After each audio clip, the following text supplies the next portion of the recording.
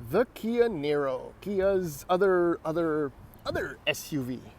Yes, once more I find myself driving a 2019 model year pressed vehicle, although we're this far into 2020.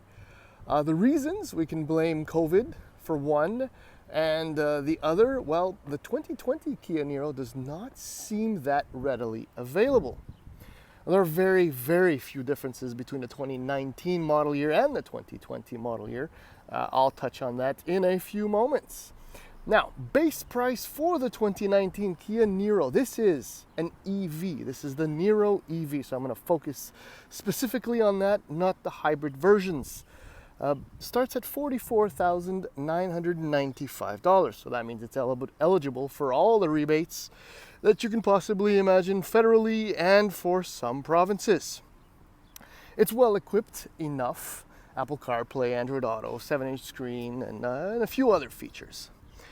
This unit, however, is not an EX.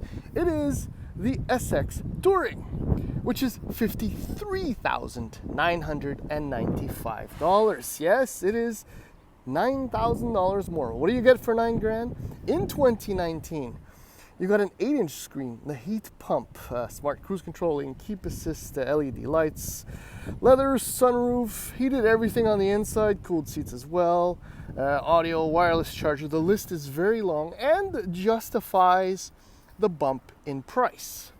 There is no power change or powertrain change, I should say, between the two models.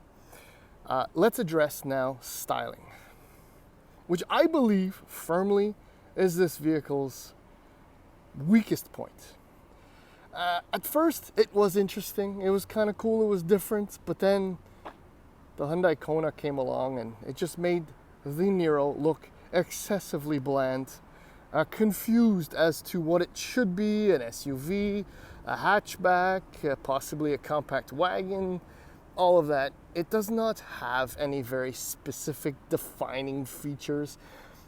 Even if my SX Touring model has chrome handles and chrome trim and a few other visual upgrades, and and the LED lights, I mean, between you and me, there isn't much going on. And it's not because it's designed that way. It's just there isn't much going on. Again, the Hyundai Kona.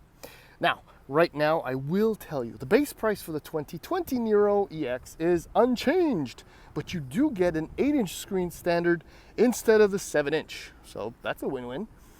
For the SX Touring in 2020, price goes up by $1,000, which is justified in part by a new 10.25-inch screen, which looks really great. Actually, let's just do the usual tour, get a better idea of what it is I'm talking about. I hate handles down here. This, look, it's flush with the bumper, which means in the winter, if you live in the snow belt or above, I should say, this just piles up with snow and gets dirty, and it's really, really annoying. All right, so this reveals 629 liters of trunk space, which I think works out to about 25 and change cubic feet. It isn't much, but it's fairly accessible. The opening is very wide, it's flat, easy to get into. This is very useful, little cubbies under the floor. It's decent, it works. It's not that big, but it makes sense considering the size of the vehicle. Now the big win for the Niro is on the inside. There is tons of room. Now the kids are extremely happy. I actually moved my seat back. I shouldn't have done that. But anyway, plenty of room for the legs. You cannot squeeze another individual between the two seats, but this is comfortable for 4. Plenty of room. There's one of the features for the SX Touring, rear heated seats. I don't know if you spotted the leather, but there it is, the leather seats as part of the SX Touring. You also get the Harman Kardon audio system, and the interior is much like the exterior. It's fairly bland. I mean, there's nothing going on here. I mean, the plastic feels nice enough to the touch, but there's no pizzazz for a nearly $55,000 car. On the inside, well, in the cabin, I'm going to start it up because it's pretty warm today. And your cooled seats, and your heated steering wheel control, heated steering wheel button, as well as your rotary knob for the drive, reverse, and neutral, which Actually takes a few moments to get used to, but anyhow. Gauges, fully digital, quite nice in fact. That's my indicated range, 388 kilometers, and I'm not completely full, which is quite impressive because this thing is rated at 385 kilometers. Oh, you can change the display there. It's a bunch of different menus. That's always interesting. There's the 8-inch screen that you get with the 19SX, but you can pretty much see where the 10.25-inch screen fits in the 2020 SX. Everything else pretty much stays the same. I'm always a fan of redundant buttons. The hard type, right? And this is a nice touch screen. It works actually quite well through all the menus. It's generally quick enough to respond. What I do love in this thing is the amount of storage. This bucket bin down here is pretty impressive. There's a wireless charger that comes with the SX. Plenty of room in here for cup holders and other stuff. This bin is a good size as well. Door bins are very decent. Visibility is okay. You do sit higher in here because it's a quote-unquote SUV. But once you get over here, right, that left-hand turn, the base of the pillar is huge, especially with the cover here for the mirror mounting point. It's quite wide, but you can quickly adjust. You know, as you drive, you get used to it. But otherwise, I mean, you can barely see the hood. Visibility is good. And, well, as with every EV that I've ever driven, with perhaps the exception of one, in fact, maybe one of the first ones I drove, I won't even mention it. The iMEV, Mitsubishi iMEV. That wasn't that great. But anyways, that was a long, long time ago. Times have changed. But driving this is actually quite fun. So let's go for a spin, and I'll tell you a little bit more about that. All right, so I suppose we can start with the range because I kind of gave it away. The Niro is rated at 385 kilometers of range, but as you saw yourself, indicated I was at 388, which means that on a full charge, you could probably expect to get upwards of 415 kilometers, which happens to be the Kona EV's rating. Now, to get a full charge, unfortunately at home I'm still on a level 1 wall socket, so the charge time is 2.5 days. Now it's 59 hours, which is what it works out to, give or take.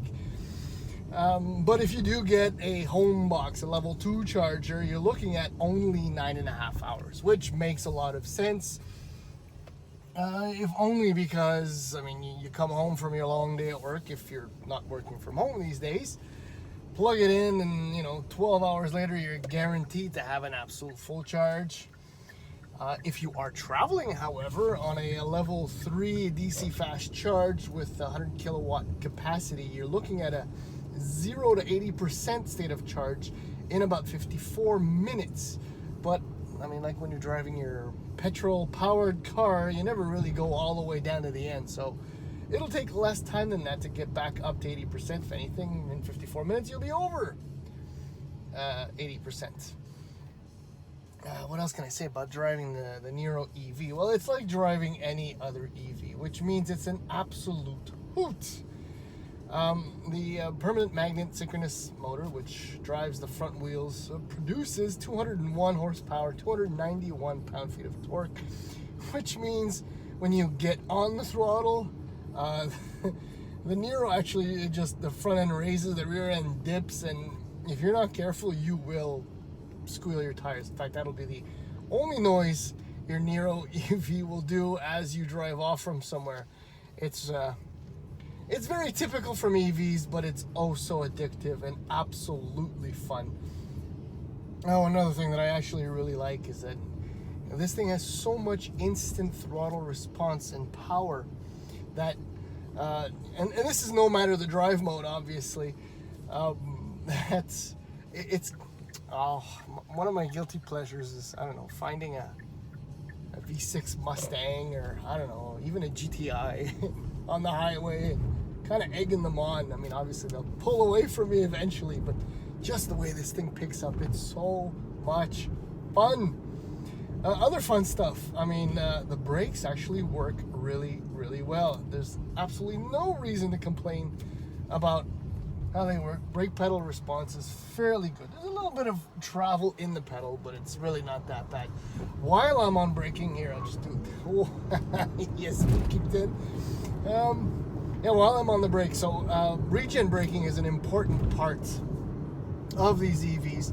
The Niro has 4 modes that you can toggle through with the steering wheel mounted paddle shifters. Essentially, right, they're 4. So you have 0, so you're able to coast, very, as it almost feels as though you're on the throttle. It's moving so much. And then you get intensity 1, 2, and 3. What you can do by using the paddle is actually come to a full stop. Oh, well, you took too long. Is actually come to a full stop if you're driving in the city. That's a fun parlor trick, especially if you enjoy, not using brake pedal for some reason, but you do have to use the brakes because you can't specifically one pedal drive as you would, for example, in a Nissan Leaf.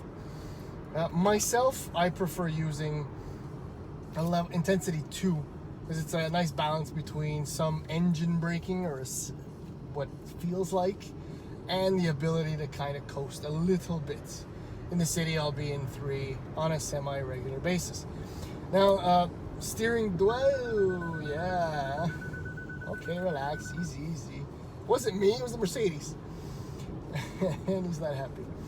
What was I saying? Yeah, the steering wheel does stuff. I mean, the wheels turn. But the most amusing part about the chassis is the handling and the ride. The suspension is comfortably dampened, if you will. So, I mean, unless the road surface is really, really harsh, the car just goes comfortably over anything. It almost floats in some respects. So, I mean, if you're aiming for your favorite apex on an off-ramp or on-ramp, there's a considerable amount of roll, but, oh, gee. Tracking this must be so much fun. I don't think Kia would be into that, but anyway. I'm pretty sure you could surprise yourself and, modified 20-year-old Honda Civics. Anyhow, I digress considerably. Now, having said all that, I mean, is the Kia Niro EV the one I would buy for that kind of money? Because remember, there's that vehicle. I mean, the Kia Soul is fantastic. It's got personality, character.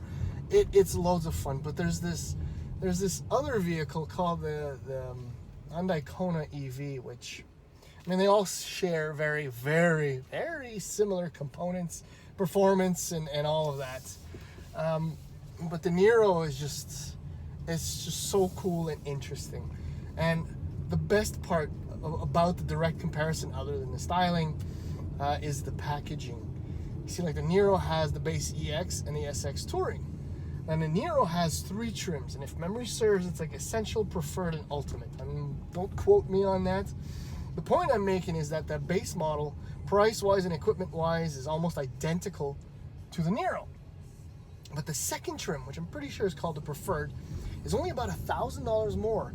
But it includes all the heated stuff that we need when you live, kind of as I mentioned, near or above or around the snow belt, which means the heated steering wheel, heated seats, and the heat pump, and so on, for only $1,000 more, which you can't get in the Niro unless you spend the big money. For that reason, for the styling,